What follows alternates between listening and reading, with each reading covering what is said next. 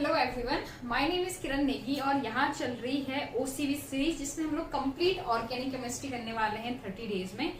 तो आज है हमारा डे 7। लास्ट क्लास में हमने रिएक्शन इंटरमीडिएट किए थे। आज भी हम लोग रिएक्शन इंटरमीडिएट का बचा हुआ पार्ट कर रहे हैं। लास्ट क्लास में हमने कार्बोकैटायन और फ्री रेडिकल किया था। आज हम क्या करने वाले हैं, लास्ट क्लास में जो 2 पॉइंट्स देखे थे वो कौन से थे, एक तो कार्बोकैटायन और फ्री रेडिकल। आज हम लोग क्या करने वाले हैं, आज हम लोग स्टार्ट करने वाले हैं कार्बेनाइन से, कार्बेनाइन, और दूसरा हम लोग करेंगे कार्बीन। तो पहले कार्बेनाइन से ही चलते हैं। अच्छा बताओ, जब भी तुम ये वर्ड सुनते हो कार्बेनाइन तो तुम्हारे दिमाग में सबसे पहले क्या आता है, क्या आता है, क्या मतलब है इसका? कार्बी। कार्बी का मतलब क्या होता है? कार्बन, और एनायन का मतलब निगेटिव चार्ज, यानी ऐसा ऑर्गेनिक कंपाउंड जिसमें कार्बन पे क्या हो, निगेटिव चार्ज हो, कार्बन पे निगेटिव चार्ज हो, उस तरह से जो बनता है कंपाउंड उसको क्या कह देते हैं हम लोग? कार्बेनाइन। और ये जो होता है रिएक्शन इंटरमीडिएट्स हैं जो हम पढ़ रहे हैं, यानी ये रिएक्शन से जब सबस्ट्रेट से जब प्रोडक्ट बन रहा होगा तो ये बीच में एक स्टेज आती है जहां पे इसका फॉर्मेशन होता होगा। ये जरूरी नहीं है, ये जरूरी नहीं है कि ये जो हो बने ही, ठीक है। कई रिएक्शन होती है जिसमें बिना रिएक्शन इंटरमीडिएट के जो होता है प्रोडक्ट का फॉर्मेशन होता है, लेकिन हम बात कर रहे हैं उन कंडीशन की जब ये बनते हैं। तो बनता किस तरह से होगा ये देखो, मैं एक एग्जाम्पल ले रही हूँ, ठीक है। जरूरी नहीं है कि इसी स्टेट में आपको मिले, कई और अलग अलग कंडीशन में भी आपको ये चीज देखने को मिल सकती है। अगर इस ऑर्गेनिक कंपाउंड पे हाइड्रोक्साइड एजेंट का अटैक हो तो ये किस तरह से अटैक होगा मैं बताती हूँ आपको। इस तरह से OH जो है हाइड्रोजन आयन पॉजिटिव लेके जाएगा, तो इस बॉन्ड के दोनों इलेक्ट्रॉन इस कार्बन पे लेंगे, क्या बन जाएगा ये? ClCH2। इस पर निगेटिव चार्ज, साथ में H2 बाहर। लेकिन यहाँ पे दिख क्या रहा है, कार्बन पे निगेटिव चार्ज, तो इसको हम लोग क्या कहेंगे? कार्बेनाइन, कार्बेनाइन, ठीक है।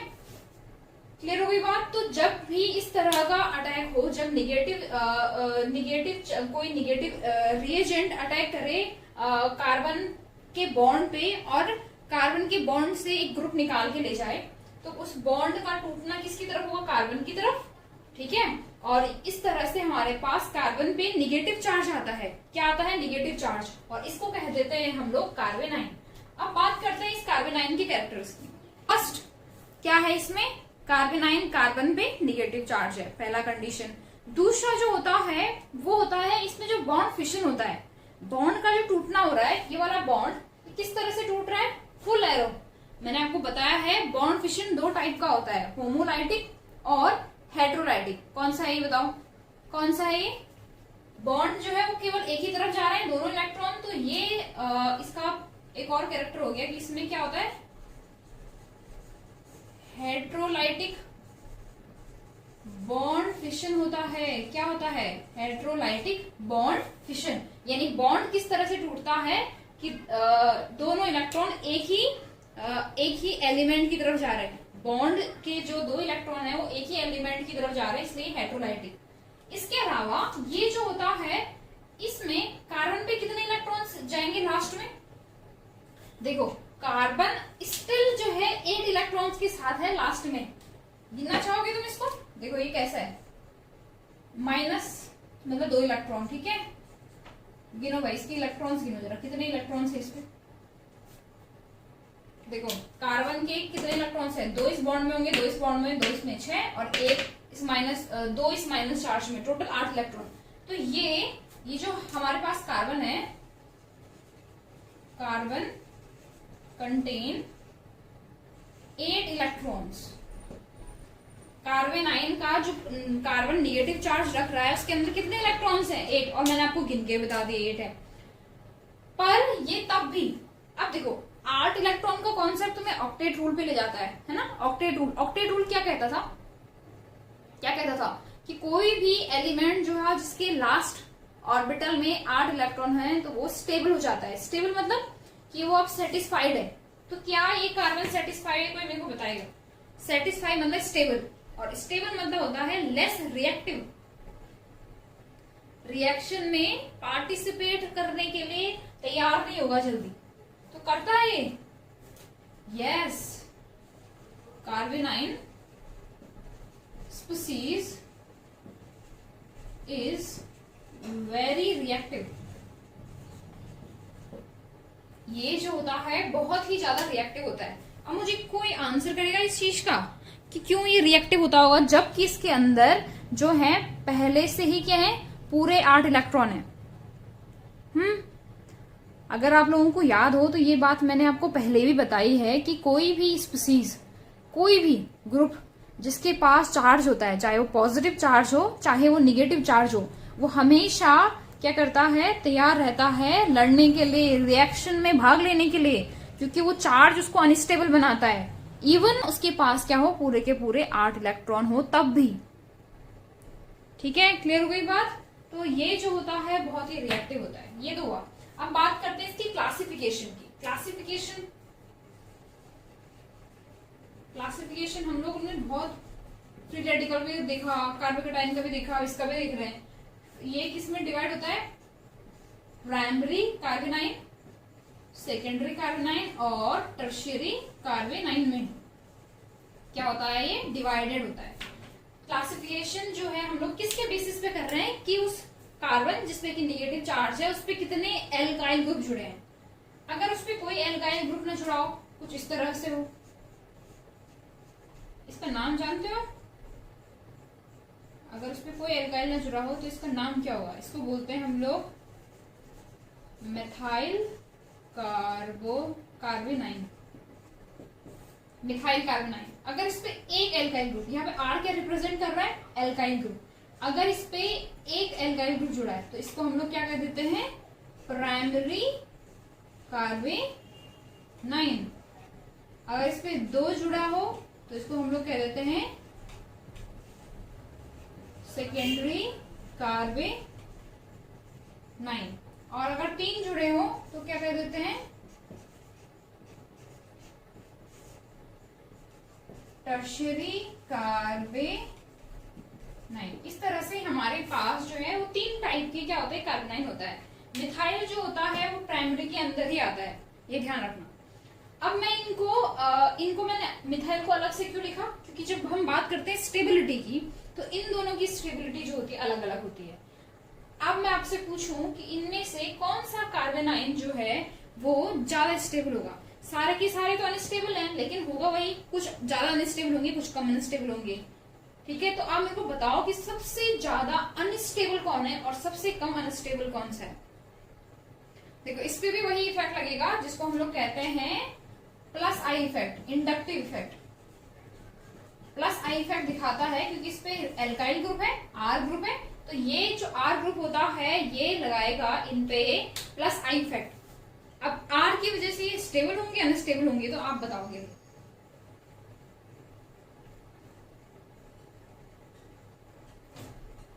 बताइए बताइए।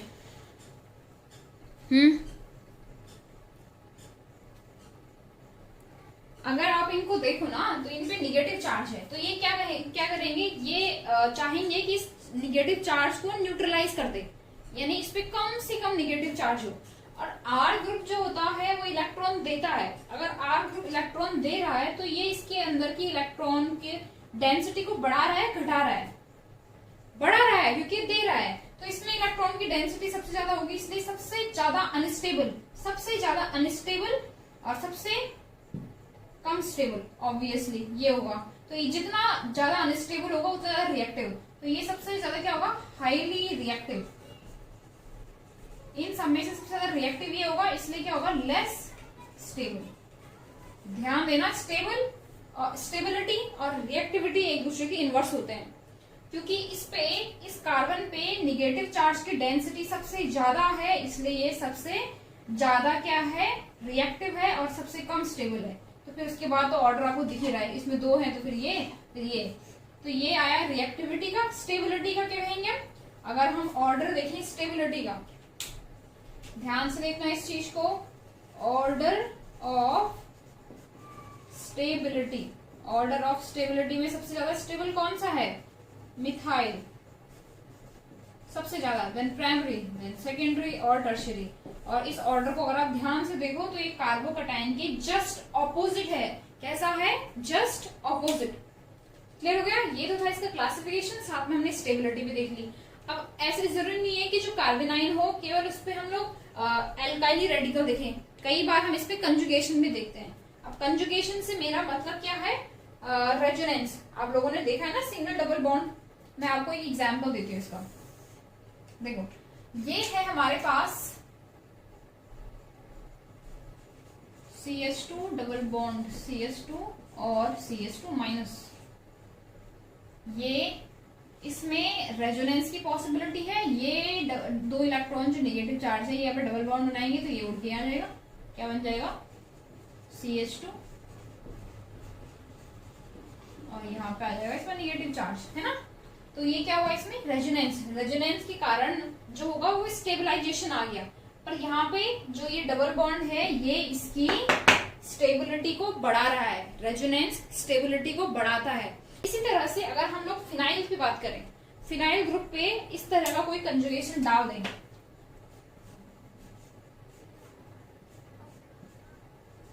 ये डबल बॉन्ड CH2 है इसमें, ठीक है।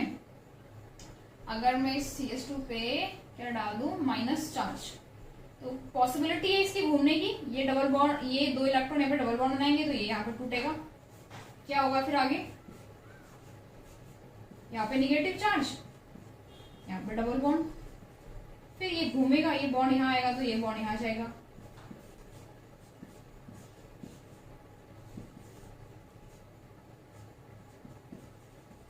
फिर ये दो इलेक्ट्रॉन यहाँ जाएंगे डबल बॉन्ड बनाने के लिए तो ये यहाँ पे आएगा। इसको दिखाते अंदर से हैं ताकि पर ये कचर पचर हो जाएगा यहाँ पे, इसलिए मैं आपको समझा रही हूँ। ये जो डबल बॉन्ड है ये इस वाले बॉन्ड पे जा रहा है, ठीक है। ध्यान से देखो तो क्या बन जाएगा ये, अभी भी कोई चेंज नहीं है, बस ये बॉन्ड जो है यहाँ पे नेगेटिव चार्ज आ गया, ये बॉन्ड यहाँ पे आ गया और यहाँ पे।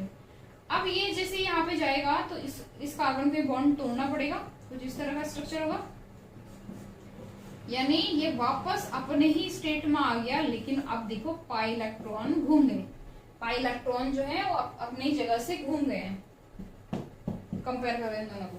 तो मैं आपको यहाँ पे क्या समझाना चाह रही हूँ कि जो कार्बेनाइन होता है ये केवल एब्सेंस ऑफ एल्काइल ग्रुप से स्टेबल नहीं होते बल्कि रेजोनेंस से भी स्टेबल होते हैं। और रेजोनेंस जितना ज्यादा होगा उतने ज्यादा ये क्या होंगे, स्टेबलाइज होंगे। तो अगर हम कंपेयर करें इन तीनों को, पीएच मतलब क्या होता है C6H5, इस रिंग की बात कर रहे हैं, इस पे है CH2 माइनस, क्या है CH2 माइनस।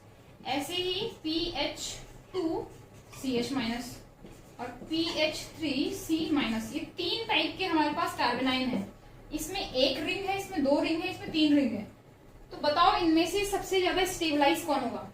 तीन रिंग है, तीन रिंग में या दो रिंग में या एक रिंग में स्टेबल सबसे ज्यादा कौन सा होगा। ये तो ऑब्वियस सी बात है यार। देखो जितने ज्यादा रिंग होंगे उतने ज्यादा रेजोनेटिंग स्ट्रक्चर बनेंगे। जैसे इसमें तो हम एक ही रिंग में घुमा रहे हैं, इसमें दो में घूमेगा, इसमें तीन में, तो जितने ज्यादा उसमें घूमने की पॉसिबिलिटी होगी उसका स्टेबलाइजेशन भी क्या होगा, उतना ज्यादा होगा। उस कार्बेनाइन का स्टेबलाइजेशन भी उतना ज्यादा होगा या नहीं होगा। क्लियर होगी बात। अब चलते हैं हम लोग इसकी स्ट्रक्चर पे, किसके, कार्बेनाइन के। कार्बेनाइन में 8 इलेक्ट्रॉन है, ठीक है। 8 इलेक्ट्रॉन किस तरह से, एक तो है माइनस चार्ज जिसको हम लोग लोन पेयर के फॉर्म में दिखाते हैं, और 3 बनाते हैं बॉन्ड। हाइब्रिडाइजेशन में बॉन्ड पेयर पार्टिसिपेट करता है, साथ में लोन पेयर भी पार्टिसिपेट करता है। तो कितने बॉन्ड पेयर हैं, 1 2 3 बॉन्ड पेयर मतलब बॉन्ड, 3 बॉन्ड है और एक लोन पेयर है, तो 3 और 1 क्या हो जाएगा, 4 ऐसा हाइब्रिडाइजेशन जिसमें 4 हाइब्रिड ऑर्बिटल पार्टिसिपेट कर रहे हैं। और 4 होता है कौन सा, sp3, क्या होता है sp3। अगर 3 होता तो sp2, sp3 है। sp3 में स्ट्रक्चर आप लोग जानते हो, टेट्राहेड्रल। बॉन्ड एंगल कितना, अराउंड 109, लेकिन इसमें लोन पेयर है तो ये क्या होता है, थोड़ा सा इसमें स्ट्रेन मिलेगा। आप लोगों ने वेस्पर थ्योरी पढ़ी होगी, स्ट्रेन मिलेगा, इसलिए इसका हाइब्रिडाइजेशन थोड़ा कम हो जाता है 109 से। बट ये था इसका ब्रीफ, ये हमने खत्म कर दिया कार्बेनाइन। अब बात करते हैं कार्बीन की, ठीक है। आई होप आप लोगों को समझ आया हो। एनी क्वेश्चन अभी तक। सो ये था आपका कार्बेनाइन, ठीक है। अब बात करते हैं कार्बीन की। अब से देखो कार्बीन जो है वो किस तरह से बनता है, वो थोड़ा सा इसका इंपॉर्टेंट पार्ट है। सो ऐसा ऑर्गेनिक कंपाउंड जिसमें 2 बॉन्ड, मे बी वो डबल बॉन्ड हो चाहे दो सिंगल बॉन्ड हो, अगर वो एक साथ टूट जाए होमोलाइटिक फिशन के थ्रू, तो उस कार्बन पे दो फ्री इलेक्ट्रॉन जो होते हैं वो आ जाते हैं, है ना। इसी स्ट्रक्चर को हम लोग कार्बीन कहते हैं, इस तरह के ऑर्गेनिक कंपाउंड को जिसमें कि एक कार्बन हो जिसपे दो फ्री इलेक्ट्रॉन्स हो, उसको हम लोग कार्बीन कहते हैं। और केमिस्ट्री में आपको एक नाइट्रीन भी मिलेगा इसी तरह का, सेम होता है, बस उसमें नाइट्रोजन इन्वॉल्व होते हैं। नाइट्रीन हमें नहीं पढ़ना, बट अगर आप लोग कार्बन को समझ जाओगे तो नाइट्रीन ज्यादा डिफिकल्ट या डिफरेंट नहीं है उससे। तो ये जो दो इलेक्ट्रॉन कार्बन पे आते हैं वो किस तरह से अरेंज होते हैं, इसी पे कार्बन की पूरी केमिस्ट्री इन्वॉल्व है। और आप इसको आगे अदर सब्जेक्ट में जब आप लोग अगर केमिस्ट्री आगे क्लास में पढ़ोगे तो आपको वहां भी देखने को मिलेगा किस तरह से इन दो इलेक्ट्रॉनों का अरेंजमेंट कार्बन को कभी सिंगलेट थोड़ा नया वर्ड आपके लिए, और कभी ट्रिपलेट बनाता है। सिंगलेट और ट्रिपलेट जो होता है वो एक्चुअली इन इलेक्ट्रॉन्स का अरेंजमेंट है। तो पहले आप स्टार्ट करते हैं कि कार्बन बनता कैसे है। सो कार्बन जो होता है, मैंने क्या कहा अभी, दो फ्री इलेक्ट्रॉन से क्या होता है बनता है, पर ये किस तरह से हमारे पास देखने को मिलेगा वो हमारे पास मेन है। सो अब हम बात कर रहे हैं कार्बन की। देखो ये हमारे पास एक स्ट्रक्चर है दैट इज CH2N2। CH2N2 ये दिख कैसे रहा होगा, दो हाइड्रोजन कार्बन किधर होंगे, डबल बॉन्ड जुड़ा होगा N और डबल बॉन्ड से जुड़ा होगा N। इसमें ये जो होगा इस पे अलग अलग चार्ज हो सकता है, इसमें क्या हो सकता है, इसमें चार बॉन्ड है नाइट्रोजन की, तो इसमें पॉजिटिव होगा, इसमें निगेटिव। ओवरऑल कोई चार्ज नहीं दिखता क्योंकि एक पॉजिटिव है निगेटिव है, न्यूट्रलाइज हो जाता है। जब ये N2 इसको छोड़ के जाता है, इसका नाम क्या है, इसका नाम होता है डाईएजो मतलब दो नाइट्रोजन और क्योंकि एक कार्बन है तो मीथेन, डाईएजो मीथेन बोलते हैं इसको। जब हम इसको हीट देते हैं, तो आप जानते ही हो कि नाइट्रोजन जो होता है वो खुद में बहुत स्टेबल होता है, N2 जो होता है वो खुद में क्या होता है, बहुत ज्यादा स्टेबल होता है। तो इसको जैसे मौका मिलेगा ये छोड़ के चला जाएगा। तो इस केस में क्या होगा, इस पे हमारे कार्बन पे क्या हो जाएंगे, दो इलेक्ट्रॉन आ जाएंगे कुछ इस तरह से, और नाइट्रोजन जो है वो निकल जाएगा। हुआ कैसे, अगर हम बाई मैकेनिज्म इसको देखें तो ये दो इलेक्ट्रॉन यहाँ जाना है और यहाँ पे क्या कर देना है, एक बॉन्ड बना देना है। तो उस केस में नाइट्रोजन इस पे इलेक्ट्रॉन जो होगा वो दोनों दे देगा, क्या हो जाएगा H2। ठीक है, अब यहाँ पे कुछ इस तरह से बॉन्ड बन गए होंगे, इस पे आ जाएगा अब negative, sorry still positive charge, क्योंकि चार बॉन्ड है, 1 2 3 4, और क्योंकि ये बॉन्ड के इलेक्ट्रॉन गए हैं कार्बन पे तो इस पे आएगा निगेटिव चार्ज। यही तो हो रहा है अभी तक। अब नाइट्रोजन जो होता है वो डाई नाइट्रोजन के फॉर्म में बाहर निकलना चाहता है, तो ये बॉन्ड आता है इस पे और हमारे पास आता है रिजल्ट, दैट इज इस पे आता है निगेटिव चार्ज और ये N2, और इसी को हम लोग क्या कह देते हैं, कार्बीन। यानी एक ऐसा कार्बन जिसपे कि दो इलेक्ट्रॉन जो है वो एक्स्ट्रा, दो इलेक्ट्रॉन जो होते हैं वो रेडिकल के फॉर्म में रह गए। अगर आप इसको कंपेयर करो कार्बेनाइन से तो ये कैसे अलग है, बताओ जरा। कार्बेनाइन और इसमें क्या फर्क है, कौन बता रहा है मुझे। आपने कार्बेनाइन में भी तो यही देखा था कि कार्बन पे निगेटिव चार्ज, इसमें भी यही देख रहे हो, तो ये दोनों सेम क्यों नहीं है। वहां जो कार्बन का आउटर मोस्ट ऑर्बिटल था उसके अंदर टोटल 8 इलेक्ट्रॉन हो रहे थे, और इसके गिनो जरा, इसमें कितने हो रहे हैं, क्या हो रहे हैं, इसमें कितने इलेक्ट्रॉन हो रहे हैं, गिनो भाई। 2 हैं हाइड्रोजन के साथ और 2 इलेक्ट्रॉन फ्री हैं निगेटिव चार्ज के फॉर्म में, टोटल 6 इलेक्ट्रॉन है ये तो इलेक्ट्रॉन वैकेंट स्पीसीज बन गया, इस पे तो इलेक्ट्रॉन्स की कमी है ही नहीं है। तो कार्बन जो होता है वो बहुत ही अनस्टेबल होता है जैसे अदर थे, लेकिन इसका रीजन ये होता है क्योंकि इसके अंदर 6 इलेक्ट्रॉन होते हैं और ये चाहेगा कि फटाफट से रिएक्शन करके भाई मैं जुड़ जाऊं किसी से और अपने वैकेंट ऑर्बिटल्स को फिल कर दूं। ठीक है, अपने वैकेंट इलेक्ट्रॉन्स को क्या कर दूं, फिल कर दूं। तो कैसे फिल करेगा ये, जैसे ये मैं एक एग्जांपल ले रही हूँ, जरूरी नहीं है कि इस तरह की रिएक्शन, बहुत टाइप की रिएक्शन आपको देखने को मिल सकती है। ये जो होता है इस एल्कीन से रिएक्शन करके क्या बनाता है,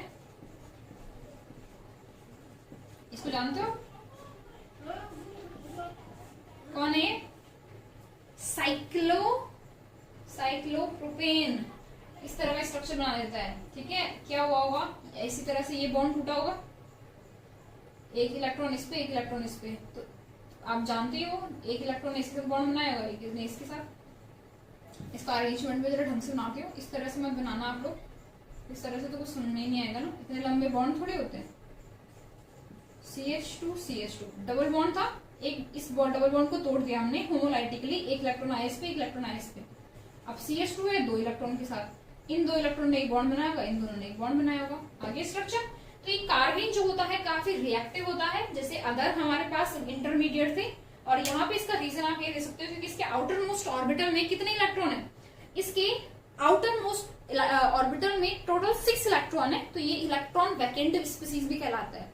अभी तक आप देख रहे हो, आपने इससे पहले कार्बोनाइन देखा था, उसके पास कितने इलेक्ट्रॉन से टोटल, कितने थे टोटल, आउटर मोस्ट 8 इलेक्ट्रॉन थे।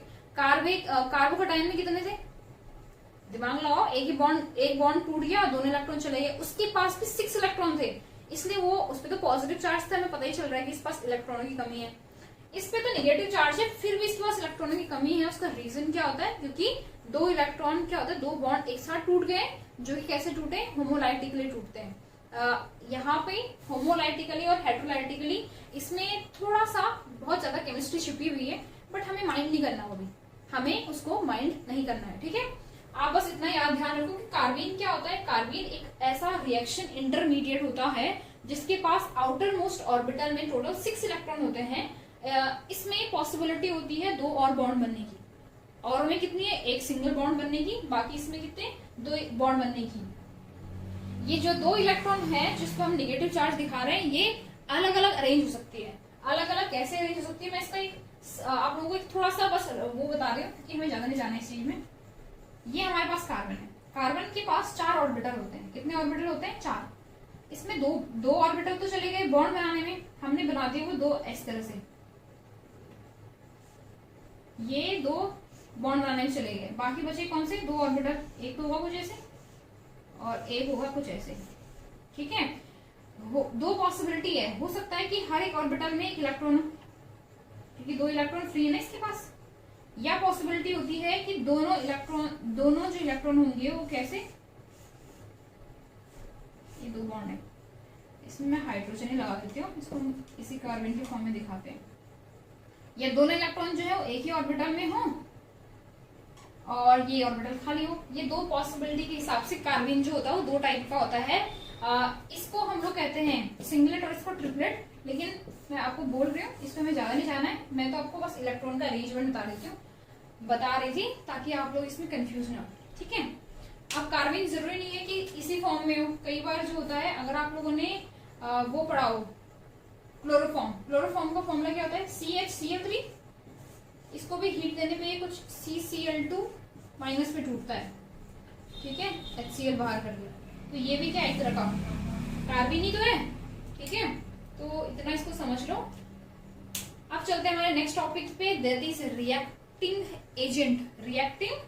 चलो इसको करते हैं, ये तो क्लियर है ना। रिएक्टिंग एजेंट पे चलते हैं। फिर हमारा जो नया टॉपिक है ये है रिएक्टिंग एजेंट। जैसे कि नाम से पता चल रहा है, ये रिएक्ट करने वाले एजेंट है, यानी ऐसे स्पीसीज हैं जो कि हमारे सबस्ट्रेट पे अटैक करेंगे।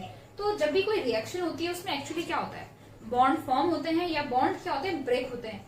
ये किसकी हेल्प से होते होंगे, या तो कोई कंडीशन चेंज कर रहे हैं, जैसे टेम्परेचर और प्रेशर वगैरह, इस तरह की रिएक्शन की कंडीशन को चेंज करें, या हम बाहर से किसी स्पीसीज को लाएं, वो जो होता है इसमें सबस्ट्रेट के अंदर भूकंप पैदा करे ताकि बॉन्ड बने और बॉन्ड ब्रेक हो। ये जो बाहर से आते हैं एजेंट, इनको हम लोग क्या कह देते हैं, रिएक्टिंग एजेंट कहते हैं। क्या कहते हैं, रिएक्टिंग एजेंट। ये होते हैं हमारे पास 3 टाइप के रिएक्टिंग एजेंट हमें पढ़ने हैं। पहला जो होगा, जो रिएक्टिंग एजेंट हम पढ़ेंगे, दैट इज फ्री रेडिकल। क्या होगा, फ्री रेडिकल। इसके बारे में तो हम लोग अभी तक पढ़ के आ भी चुके हैं। दूसरा जो होगा वो होगा इलेक्ट्रोफाइल, और तीसरा जो होगा वो होगा न्यूक्लियोफाइल। ज्यादा लंबा नहीं जाना है इनमें, फटाफट से इसको जरा समझो। फ्री रेडिकल नाम से पता चल रहा है, क्या पता चल रहा है कि इनमें क्या होगा, एक सिंगल इलेक्ट्रॉन फ्रीली इन्वॉल्व होगा। फॉर एग्जाम्पल, जब हम लोग क्या करते हैं, क्लोरीन गैस को हीट या लाइट की हेल्प से इसको डिसोशिएट कर रहे तो हमारे पास क्या टूट रहा था, Cl और Cl इस तरह से। ये Cl जो होता है आगे जब रिएक्शन करता है तो एज अ एजेंट बिहेव करता है, यानी ये रिएक्शन में जाएगा, रिएक्शन को क्या करेगा, आगे की तरफ, फॉरवर्ड की तरफ लेके जाएगा। तो यहाँ पे जो बाहर से अटैक करने वाला होगा वो कुछ इस तरह का होगा जब, तो उसको हम लोग क्या कहेंगे, फ्री रेडिकल रिएक्टिंग एजेंट कहेंगे। फ्री रेडिकल की एग्जाम्पल मैंने आपको इससे पिछली क्लास में दे रखे हैं, तो हम इसमें ज्यादा इन्वॉल्व नहीं होते हैं। अब चलते हैं इलेक्ट्रोफाइल पे। इलेक्ट्रोफाइल नाम से ही समझो इसको, इलेक्ट्रो मीन्स होता है यहाँ पे इलेक्ट्रॉन, और फाइल मीन्स होता है लविंग, यानी एक ऐसा स्पीसीज, एक ऐसा एजेंट जिसको इलेक्ट्रॉनों से एक क्या होगा, अलग ही लगाव होगा। और उसका रीजन क्या होता है, कौन इलेक्ट्रॉन पे चार्ज कैसा होता है, माइनस, और माइनस की तरफ कौन लगाव रखेगा, जिसपे क्या होगा, जिसपे इलेक्ट्रॉनों की कमी हो, यानी जिसपे पॉजिटिव चार्ज हो हम कह सकते हैं।